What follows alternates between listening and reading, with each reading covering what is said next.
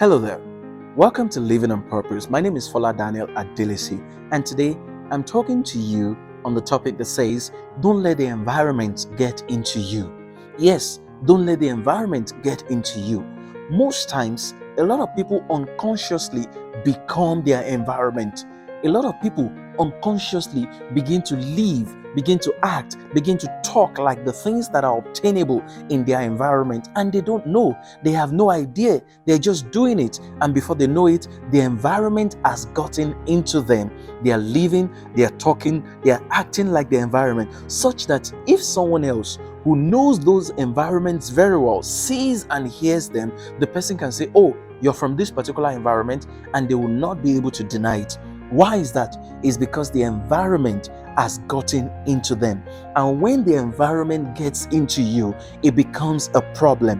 When the environment gets into you, it becomes an issue because you are limited by the environment. In fact, there's a saying in Yoruba, I'll say it and then I'll translate it. They will say, Adoshe. In other words, if the leaf stays long enough on the soap, the leaf itself becomes soap. One of the things we also hear often is that when a calf or maybe a sheep, now would be the best word to put it, if a sheep walks long enough with a dog, a sheep will also begin to will begin to feast on feces. If a sheep walks long enough with a dog, a sheep will also begin to feast on feces. That's because dogs would normally eat feces, or some dogs eat feces. So if a sheep walks with that kind of a dog, it will eventually eat feces. What are they trying to say? Your association will determine what you become. And it's not just your association that determines what you become. Your environment can condition you. If you live in an environment where no one has succeeded, you may begin to act like it is impossible for you to succeed. If you live in an environment, say for example, nobody cares about school, school will not be important to you. If you live in an environment where nobody cares about succeeding, all they want is just to make some income on a daily basis, then succeeding excellently well, doing exploits will no longer be your passion. It will no longer be your focus. The most important thing to you will also become just making a living on a daily basis. That's what I mean by don't allow the environment get into you. Some environments naturally will limit you. Think about it this way. When a well is put into a small glass, if it's born and put into a small glass, that glass would naturally condition the growth of the well. It will limit its growth. But the same well, take it out of the glass and throw it into the ocean, it will grow into 20 feet. That's to tell you that the glass could condition the growth of the whale, but in an unlimited environment, the whale could also grow to as much as 20 feet. There are some of you, you don't have real visions, ambitions, aspirations because of the environment you're in.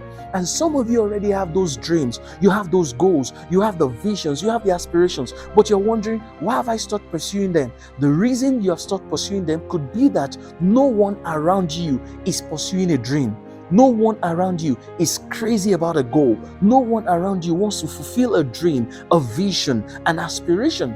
And if there's nobody around you who is passionately working about a goal or working on a goal, working on a dream, working on an aspiration, before you know it, automatically you start losing focus. You stop stressing yourself because you look around and you realize that there's no other person who is stressing themselves just like you are about your goals, about your visions, about your ambitions, about your aspirations. So make sure that you don't become limited, you don't become conditioned by your environment. If you allow your environment to limit you, it's a problem because you will be underperforming. You will be performing below capacity. It's like being 100 amps battery and you're doing far less than the battery was built to do. Or it's like being a turbocharged engine and you're only used with being an estate and you only go out once in a while, maybe just once in a week, and you don't do more than 5 to 10 kilometers when you even go out. That engine is being underutilized. There is much more to you.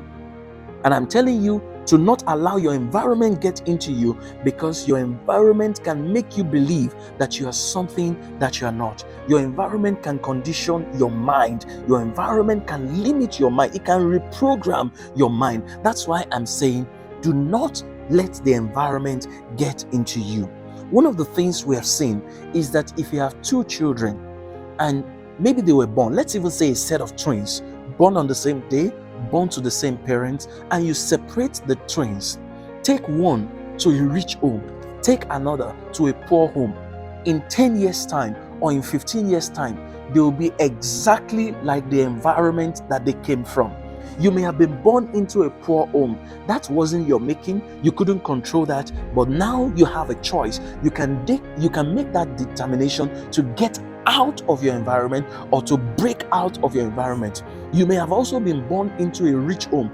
Be careful not to believe that that's how things will go. If you don't take some conscious decisions, you can slip into poverty. You can lose everything. So be careful. Make conscious determination. Make conscious effort to succeed, because your environment can deceive you and make you believe that because you were born into an environment of success, then you will continue to succeed. I want to charge you. Don't let the environment get into you. And thank you for watching. Remember to subscribe to my YouTube channel. It's youtube.com/Fola Daniel Speaks. Thank you.